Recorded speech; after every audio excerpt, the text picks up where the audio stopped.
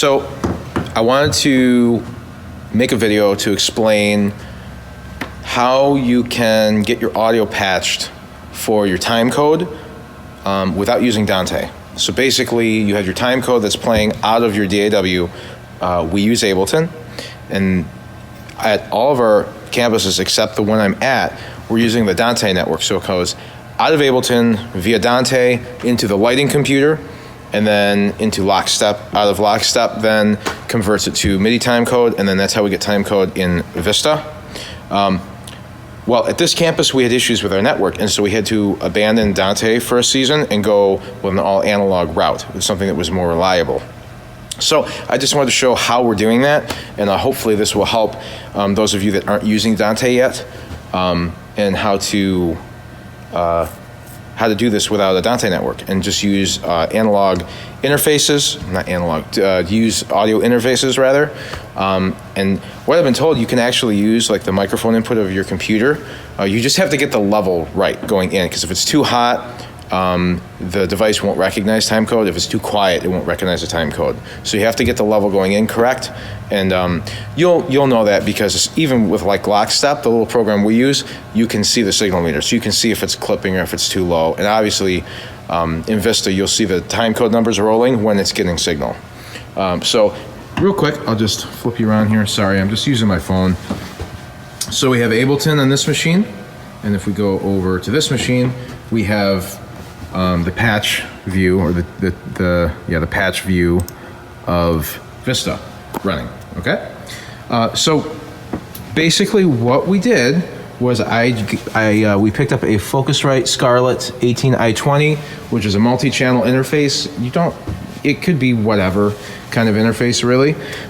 We chose to go with this one because once we go back to the Dante infrastructure here, we can repurpose this either as an on-site multi-input interface, or there's a lot of cool possibilities with this device. So we chose to use this in the interim here.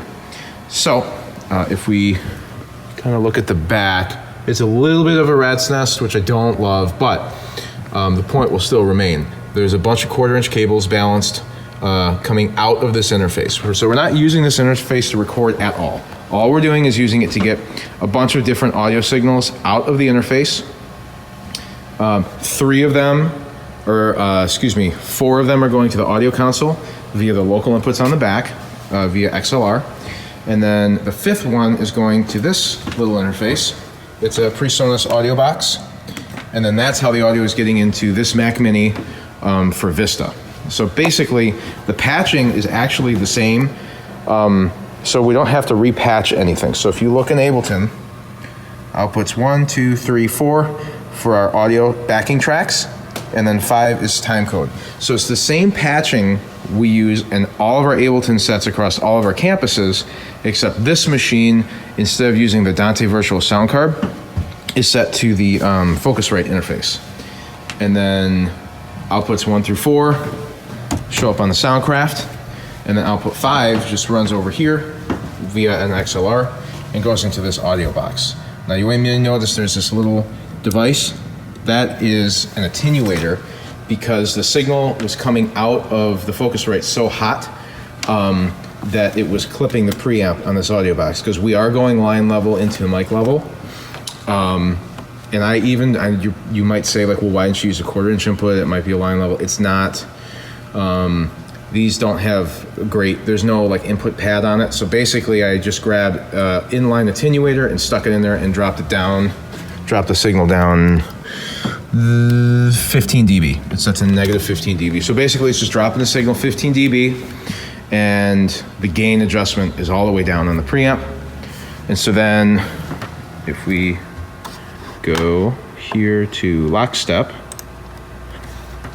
you can see Lockstep is running.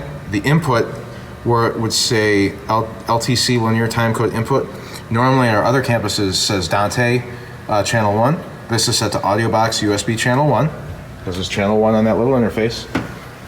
So then if I go here and start whatever, we'll just start a song, you can see the timecode section is outputting 5 to that audio interface. It's sending signal.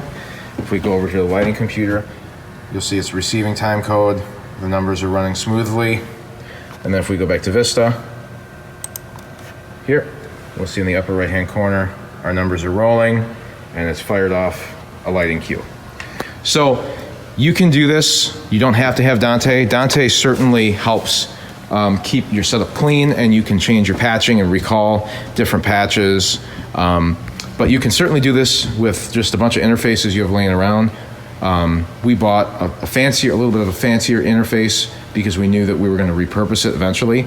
But you could get, you know, just like a Behringer interface. I've heard they are fine. Like, we're not really, audio quality is not the highest priority here. We're not trying to make gold records with this stuff. We're just trying to use this as a utility, at least for the time code. It just needs to get there cleanly so the software can recognize it okay. And then we're using it for our backing track playback. So the microphone preamps really don't matter at all in any of this. So where in the lighting computer, you technically could get away without using the interface if you have a line input and you had a way to adjust your level going into it. So it's the correct level, so it recognizes the time code. Ableton, though, you would need a way to get some multiple outputs out of it, because if you had just your headphone jack, there's only 2 channels, right?